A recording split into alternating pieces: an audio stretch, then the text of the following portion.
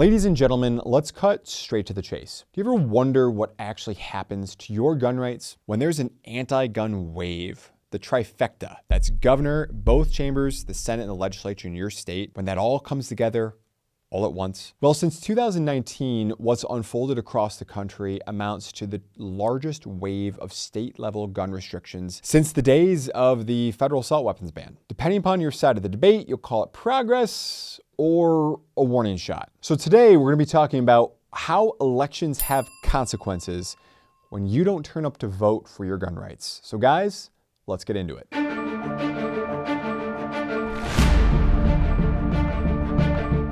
Now guys, let me get this out of the way up front. This is not team red, team blue. If you're team red, if you're Republican, if you're conservative, great. Hold your politicians accountable to make sure they actually vote 2A when they are in office. If you're team blue, and let's face it, you're generally fighting an uphill battle when it comes to Second Amendment rights, talk to people, make sure that they understand that this is important and explain to them about all the faulty research, all the faulty studies, all of just the bad information, the bad science that's out there to get them to come over to the 2A side of the aisle where everyone is welcome. Now, with that being said, we're going to be talking about when Democrats have taken over the trifecta at the state level, because right now, that is the party that is the anti-gun party. And we're just going to be sticking to what the data shows. In the 15 states where Democrats snagged that elusive trifecta, we witnessed a nearly universal playbook. And it's that playbook that's important, because if it happened at the state level, rest assured, this is what will come to DC. So what are we talking about here? In the 15 states, we saw universal background checks were passed in 11 of them. Red flag or extreme risk protection orders were passed in 10 of them. So-called high capacity,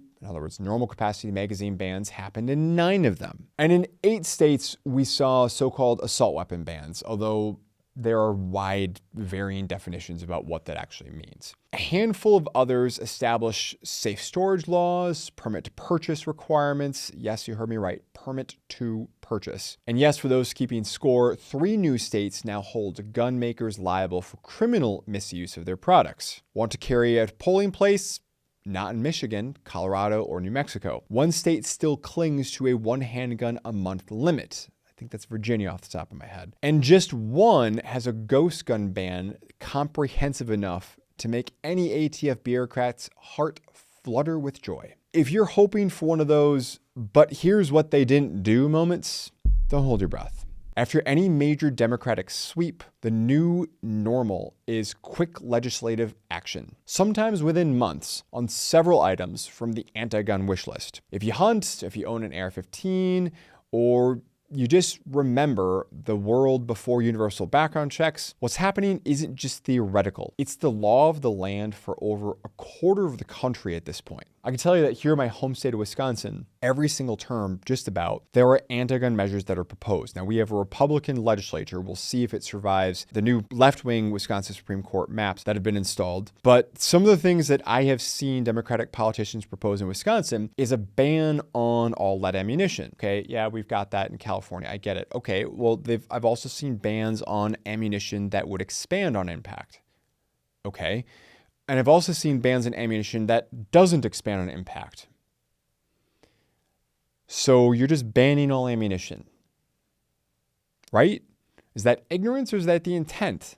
You be the judge. But we're looking at 2 states right now where Democrats won in both Michigan and Minnesota. They immediately moved at legislative warp speed. Background checks, safe storage, and extreme risk protection orders were all in the books before most voters could recall the last time their senator mentioned sporting purposes. Washington banned assault weapons, garnering headlines and lawsuits each. Illinois, New York, California have operated under these policies, unfortunately, for years and sometimes longer, but now they're increasingly joined by Midwest and Mountain West states whose only previous brush with gun control was maybe painting their deer stands orange or something like that. Here's where it gets interesting though. In legal terms, every significant restriction, especially assault weapon bans, as well as magazine bans, gets tied up in litigation almost immediately thanks to a lot of fantastic organizations. Illinois' new assault weapons bans survived the state Supreme Court, big surprise.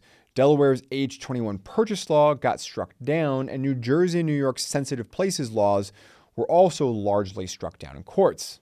Great. So there's a policy tug of war.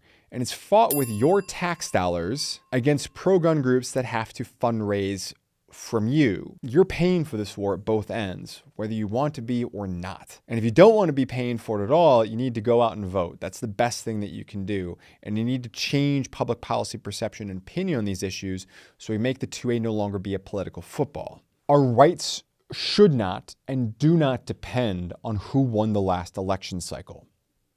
Yet it understandably feels like they do. So my point in all of this, I guess, again, is two things. Number one, to show what the playbook is at the state level, because it's going to be going to DC and to all of us next, unless something changes. If you're team red, you need to get out and vote. If you're team blue, I'm not saying don't vote. I'm simply saying you need to change the policy of what your party is advocating for.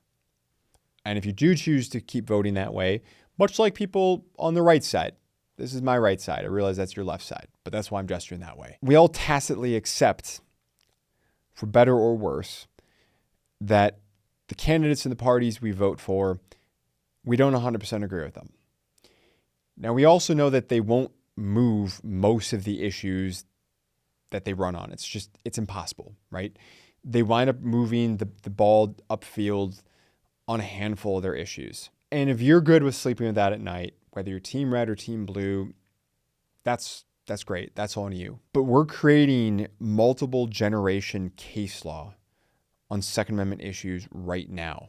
And we're doing it, thankfully, with a very pro 2A Supreme Court.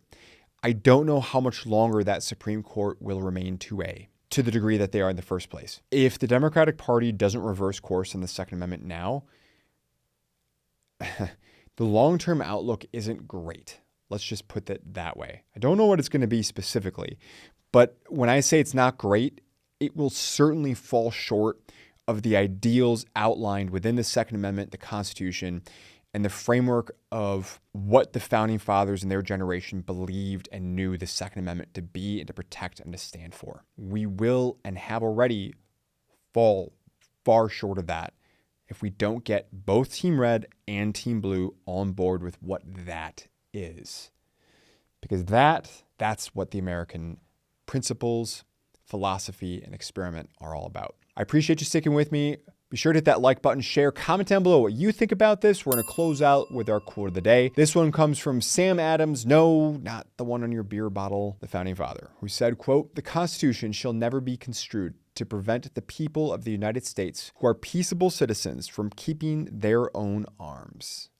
Yet in 2025 and beyond, here we are." Thanks very much. I'll see you in the comment section in the next one. Take care. Thanks for sticking around to the end of the video. If you enjoyed this one, please feel free to check out some of our other great content, and we'll see you in the next one.